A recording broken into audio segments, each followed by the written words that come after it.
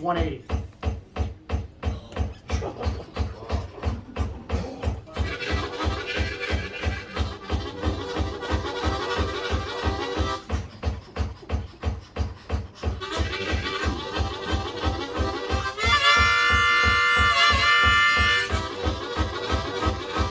I'm telling you it's possible. If you think it's crazy, you think it's hard.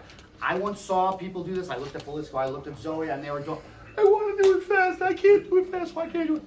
Don't concentrate on being fast. Concentrate on relaxing and getting quiet and moving with the rhythm, making the exhale breath bigger. You don't have an exhale breath bigger than your inhale, you're going to fail. You don't move with it, you're going to fail. Please. Do you have an estimate of how you developed your muscle memory with that 5? Did you actually go? Did you do like 60 for a week? Yeah. And then say 65 for a week? Once the pandemic hit, I got very serious about my train and was challenged by my teacher to create recordings of myself. Try to do 2 minutes, no stopping.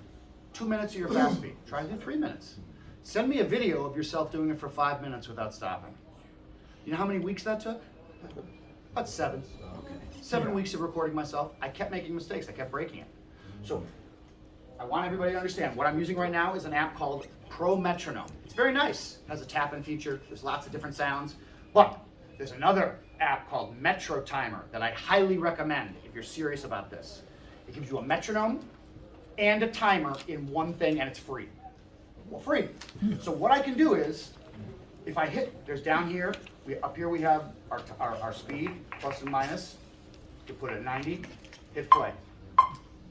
Volume. And we also have at the bottom, time. So if I push 1, it's going to give me 60 seconds. Can you hold it at 90 for 60 seconds? Okay.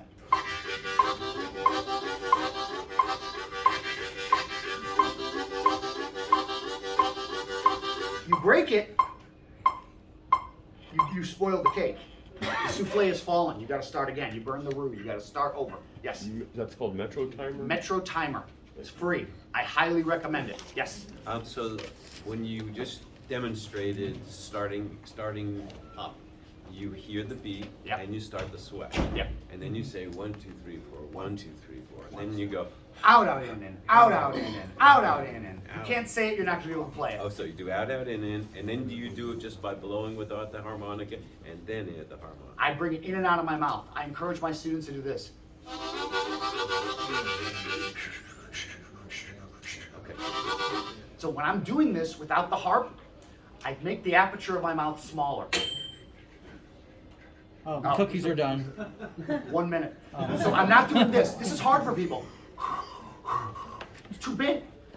There's no resistance there. Make your mouth like you're shushing someone. Shh through your teeth. Shush out, shush in sounds like this. Shh, shh. The smaller you can make it, the tighter you can make it, the more resistance you're going to get, the more it's going to feel like the harmonica. Okay. Last thing I want to show you before we get more people playing, and I want Kevin to do his train when he comes back, and maybe Danny, because hers is frighteningly good. We can improvise with tone. What does that mean? Remember what I said at the beginning? We can play through our teeth like this, or we can play through our monkey big. If I switch these while I'm playing the train, watch what happens.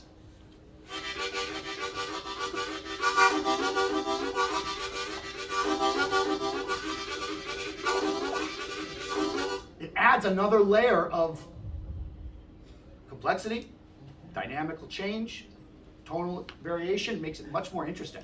So I don't like trains that stay in the same tone the whole way. I don't like it. You can fluctuate in and out with this. You can go, or you can phase in and out like this.